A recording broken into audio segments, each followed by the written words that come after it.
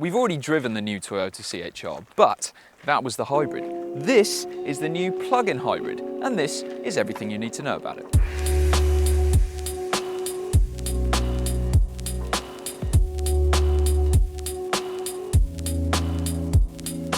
So this is the second generation Toyota C-HR, and if you remember, the first generation car was a big selling, style heavy, small SUV, and this second generation model is obviously hoping to follow on in the same vein. We've already driven it as a regular hybrid, but this now is the new plug-in hybrid version. So what are the differences between those two cars? Well, on the outside, there really isn't much to point out at all. There's obviously a charging port and there is a new badge, but aside from that, there isn't much to say. But there are obviously much bigger changes underneath the car. So if you go for the regular hybrid C-HR, you have a choice of a 1.8 litre engine or a 2 litre engine. But if you go for this plug-in hybrid, then you get that same 2 litre engine, but it also comes with a much bigger 13.8 kilowatt hour battery. And so in the regular hybrid C-HR, you can travel on pure electric power alone, but only for very short distances around town. In this plug-in hybrid, because it's got a much bigger 13.8 kilowatt hour lithium ion battery, the official pure electric range of this car is up to 41 miles. And it also comes with a heat pump as standard. So if you want to heat the interior of this car in cold conditions, it can do it in a more efficient way than if it didn't have a heat pump. Now this plug-in hybrid setup is very similar to what you will find underneath the new Toyota Prius plug-in hybrid. And when that car was first revealed, we were told that it definitely was not going to come to the UK. However, since then, Toyota has reversed that decision and the new Prius is in fact on its way to the UK with a much better official range than what the C-HR has, even though they've got very similar plug-in hybrid setup. So officially, the Prius can travel up to 53 miles on pure electric power alone versus 41 miles in the C-HR. And Toyota said that the reason for the difference is just really down to aerodynamics. Clearly the Prius is more aerodynamic than the C-HR. Anyway, the C-HR does have the upper hand over the Prius when it comes to charging, because the Prius can only accept a maximum charging speed of 3.5 kilowatts, which, to be honest, is pretty pathetically slow for a plug-in hybrid. This can charge at twice the speed, so it can accept a maximum charging rate of 7 kilowatts. So that means if you plug this into a home wall box charger, you can go from flat to full in 2.5 hours. But that is the fastest that it can charge. It won't be able to rapid charge. So if you're on a long motorway journey and you want to get a really quick CCS top up at a motorway service station, you won't be able to do that in the C-HR. But to be honest, rapid charging speeds like that are quite rare in the plug-in hybrid class.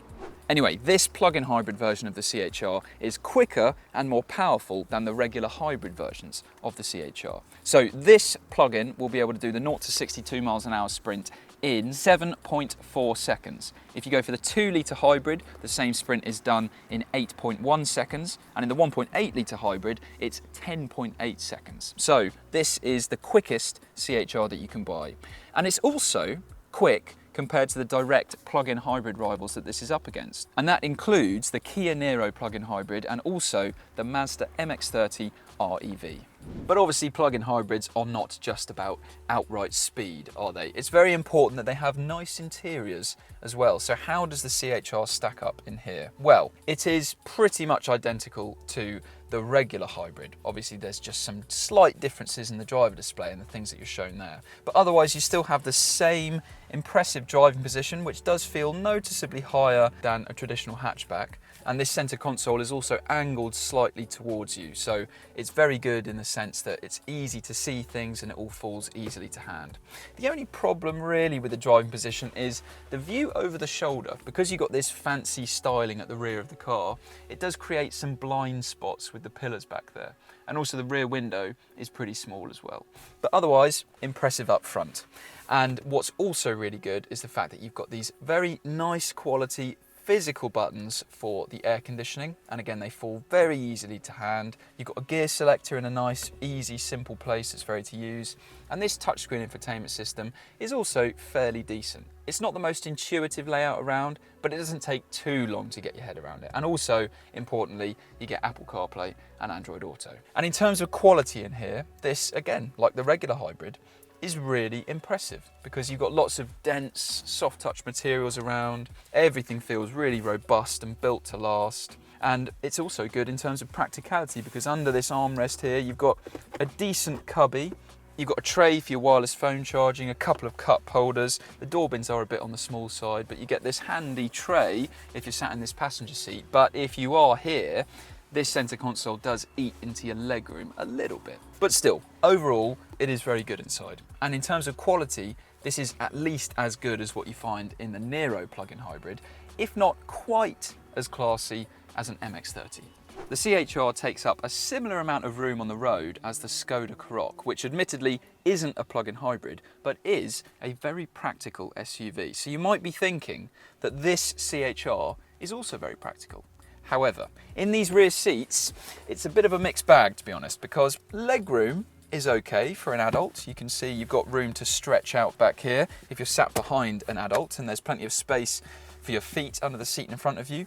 But headroom isn't particularly great. I can't sit up straight with my head on the headrest without touching the roof lining here, and that's not particularly good. It's also a shame that these rear windows are so small because it doesn't let much light in, although if you go for a range-topping model like this, you do have this panoramic sunroof, which helps in that regard. And another disappointment is that up front, pretty much all of the materials that you're surrounded by all feel and look very nice. But back here, this whole door card here is just cheap, scratchy plastics, which looks pretty bad and feels even worse. And these rear doors don't open particularly wide either. So a Niro plug-in hybrid is better in the rear seats than what you have in this C-HR.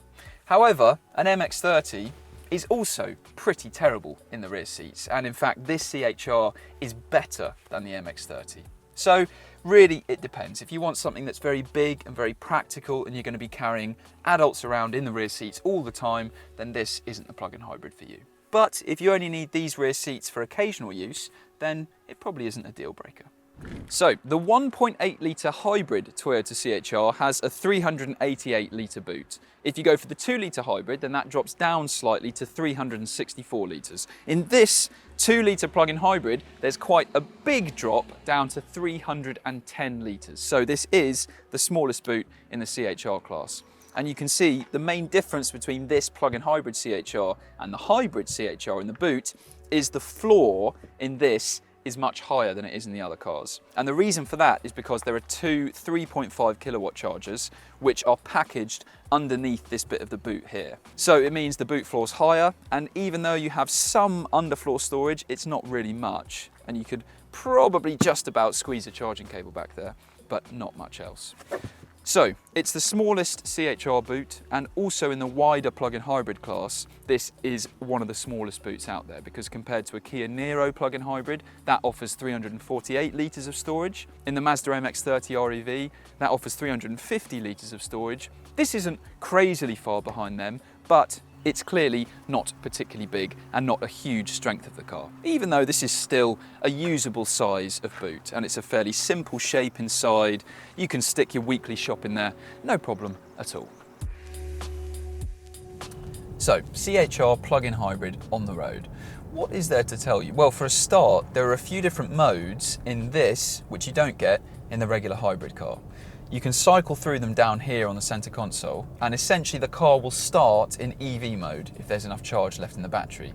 But you can also force it to hold on to its charge, or you can just put it in auto and let the car take care of all of that. There is also a thing called predictive geofencing, which is to do with the inbuilt sat-nav in this car. And essentially, if you put your destination in, the car then looks at the journey and works out when you should be using electric power and when you should just be using the petrol engine, and it will automatically put the car in those modes along the journey. So for example, if you start in town, then go on the motorway, then you're going to finish in town again, the car will, if there's enough charge of course, start you off in electric power, then on the motorway, let you use the engine, then when you're back in town, it'll put you back in EV mode. Which sounds fine and reasonably helpful. However, you can't use it with Apple CarPlay or Android Auto, so it won't work on Google Maps or Waze. You can also put the car in B mode, which increases the level of regenerative braking. So when you lift off the accelerator, the car will slow down, but it won't bring itself to a complete stop. So it's not a one pedal driving mode. You can change the level of regenerative braking, but to do that you need to dive into a menu on the infotainment screen. So it is a shame you can't just use some paddles on the steering wheel. And in pretty much all other respects, the plug-in hybrid C-HR is very similar to the regular hybrid C-HR. This car is 135 kilograms heavier, but Toyota has retuned the suspension to cope with that extra weight. And to be honest, it does ride in a fairly similar manner. It is perhaps a little bit firmer, not quite as settled, but it's still not an uncomfortable car on the road. It's also very smooth and easy to drive, particularly at low speeds. It's very quiet in here.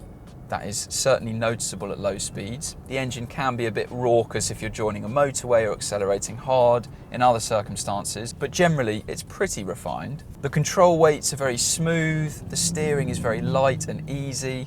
It's just a very simple car to drive. The plug-in hybrid setup makes it lightning quick off the line around town as well. But it's not hugely inspiring to drive at faster speeds because the front end quite easily runs wide of your chosen line if you're going spiritedly around a corner. And ultimately, a Niro plug-in hybrid rides better, and an MX-30 has the upper hand in pretty much all respects on the road, apart from straight line pace. So how much does the Toyota C-HR cost? Well, it's available in 3 different trims, but if you go for the regular hybrid, there is an extra cheaper entry-level trim which isn't available in this model. And of course, don't forget there's a 1.8 litre hybrid as well. But if you want to compare the cost of a 2 litre hybrid with an equivalent 2 litre plug-in hybrid, then it's around about £3,000 to jump up to this model. If you're a company car driver in the UK, then you might be tempted to go for the plug-in hybrid over the regular hybrid because of its low CO2 emissions, which will obviously have a big impact on the benefit in kind tax bracket that this car sits in. But if you're a private buyer, then it's a harder sell to recommend going from the hybrid up to this plug-in hybrid. Because if you think you're going to save loads in fuel, it's going to be a very, very long time before you've made back those savings in what you've had to fork out in the first place to jump up to this plug-in hybrid model. Around 25% of C-HR buyers are expected to go for this plug-in hybrid model, but surely the vast majority of them will be company car drivers very much interested in the CO2 emissions of this car. And it's also worth bearing in mind that the regular hybrid version of the C-HR is actually decently efficient in its own right. And if you're looking at the plug-in hybrid on paper and think that the official fuel economy figures are absolutely brilliant and amazing, and you can't wait to buy it and benefit from all that, well, unfortunately, those figures aren't representative at all of any real-world driving situation. And as for the official 41-mile electric range, expect much closer to 30 miles in real-world driving conditions, which, to be fair, is still pretty good compared to the Niro and the MX-30. But this is not a cheap plug-in hybrid. A range-topping Mazda MX-30 is the same money as an entry-level C-HR, and a range-topping Niro is only a bit more cash. So if you compare equivalent trim levels and starting prices, then the C-HR does look rather expensive. But don't forget, if you buy a Toyota, there is always one huge advantage it has over pretty much every other rival out there. And that is the Japanese manufacturer's fantastic record when it comes to reliability. Now, the C-HR comes with a 3-year warranty, which doesn't sound that impressive, but remember it's built by a manufacturer with a brilliant record when it comes to reliability, and you can extend that warranty up to 10 years if you get it serviced at a Toyota dealer every year after the first 3. Reliability should be important for car buyers, and the C-HR's nice interior helps its appeal. But other plug-in hybrid rivals are more practical, better to drive, and overall, better value.